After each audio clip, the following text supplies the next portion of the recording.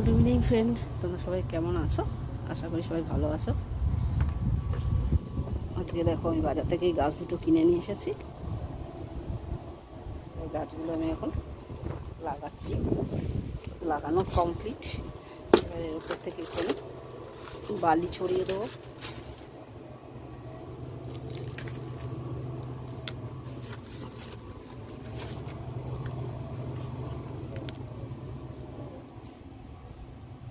এটা হচ্ছে দেখো অ্যানামন্ডা গাছ, দেখো ফুল হয়েছে, ফুল হয়েছে ভর্তি গাছে।